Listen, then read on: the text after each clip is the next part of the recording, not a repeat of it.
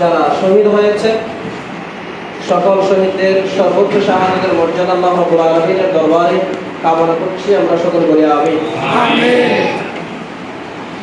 আজকে যে একজন শহীদের দোয়া মাহফিল আমরা শামিল হলাম, তিনি শুধুমাত্র শাহাদাতের পেয়ালা পান করেছেন এইটুকুই নয়, তিনি এই পেয়ালা পান করার পাশাপাশি আপনার জন্য, আমাদের জন্য, আমাদের সকলের জন্য বিশাল একটা চেতনা,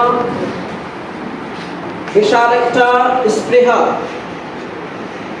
বিশাল একটা জাগরণী আমাদের মাঝে তিনি রেখে গেছেন। আল্লাহর কাছে সেটার জন্য শুকরিয়া আদায় করছি।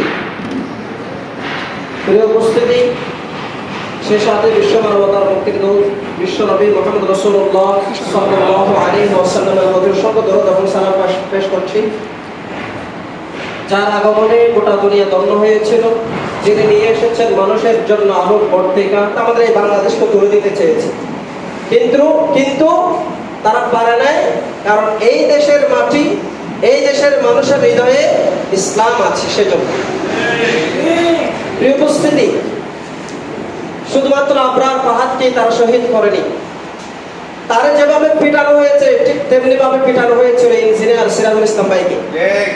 আপনারা দেখেছেন বিভিন্ন চিত্রের মাধ্যমে যে তাকে কিভাবে পিটানো হয়েছিল। রড, হকি স্টিক এবং বিভিন্ন স্তম্ভের মাধ্যমে পিটিয়ে এই মানুষগুলোকে, এই ছাত্রদেরকে তারা একজনকে দুনিয়া থেকে শহীদ করে দিয়েছে, আর একজন এখনো পৃথিবীর এই বুকে বাংলার জমির বিচরণ করছে। তাদের এই মুখ থেকে যদি আমরা জবানগুলো শুনি, তাহলে আমরা বুঝতে পারি যে তাদের আচরণগুলো কিরকম ভয়ানক ছিল।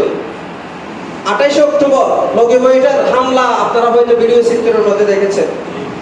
এই একটা ছাত্র সংগঠন, যারা শুধুমাত্র ছাত্র নয়, শুধুমাত্র আপনার মধ্যবয়সী ব্যক্তিরা, ছোট্ট থেকে একেবারে বৃদ্ধ পর্যন্ত তাদের কাছ থেকে কোনো ব্যক্তি রেহাই পায়নি।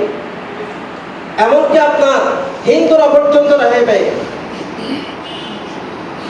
সাগররণী হত্যা আপনারা দেখেছেন, আমরা দেখেছি।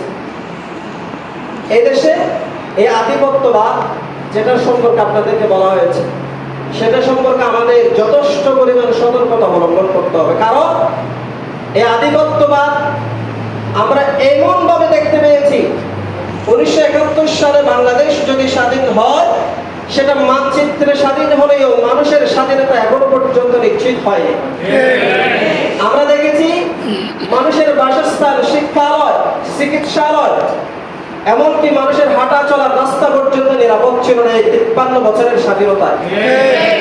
যদি এই স্বাধীনতা আমরা আমাদের যথাযথ অধিকার পর্যন্ত যদি বাস্তবায়ন করতে পারতাম, তাহলে 36 জুলাই, 5 আগস্ট, 24-এর গণহত্যা হতো না, জুলাইয়ের এই বিপ্লব হতো না, যদি আমরা স্বাধীনতাকে আমাদের মতো করে পেয়ে যেতাম।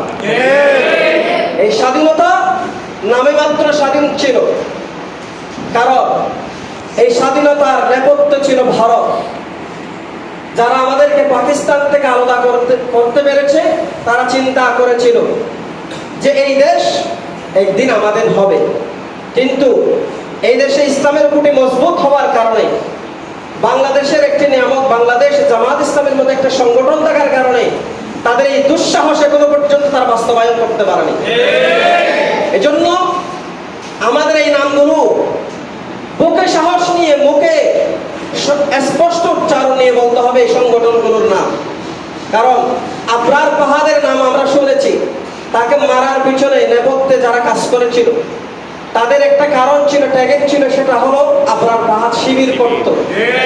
কিন্তু তাদের পরিবারের বক্তব্য হলো সে শিবির ছিল না, এমনকি তাদের বন্ধুদের পক্ষ থেকে বলা হতো সে নিয়মিত নামাজ আদায় করত। আপনারা বলেন দেখি, একজন মানুষ যদি নামাজ আদায় করে, এই নামাজ আদায়ের কারণে তাকে কি হত্যা করা যায়? না। যদি বাংলাদেশ স্বাধীন হতো, তাহলে আবরার ফাহাদের মতো একজন ব্যক্তিকে নামাজের কারণে শিবির ট্যাগিংয়ের মাধ্যমে হত্যা করা হতো না। এই স্বাধীনতা নাই, মানুষের শিক্ষালয়, বিশ্ববিদ্যালয় কিংবা স্কুল কিংবা মাদ্রাসা, কোথাও এই স্বাধীনতা ছিল না। এই স্বাধীনতা যদি থাকতো, আপনার বোর্ডের মতো, বাংলাদেশের বোর্ডের মতো একটা বিশ্ববিদ্যালয় শের বাংলা হলে 2011 নম্বর রোমে আবরার ফাহাদকে শহীদ করা হতো না, স্বাধীনতা ছিল। জুলাই বিপ্লবের মাধ্যমে যে স্বাধীনতা আমরা পেয়েছি, আজকে যারা এখানে উপস্থিত হয়েছেন আপনাদের জ্ঞানার্থে আমি বলতে চাই, এই স্বাধীনতার জন্য ভারতের মতো আগ্রাসন শক্তি কোনো দেশ গ্রাস করতে না পারে, সেই লক্ষ্যে আমাদের সচেতনতা বৃদ্ধি করতে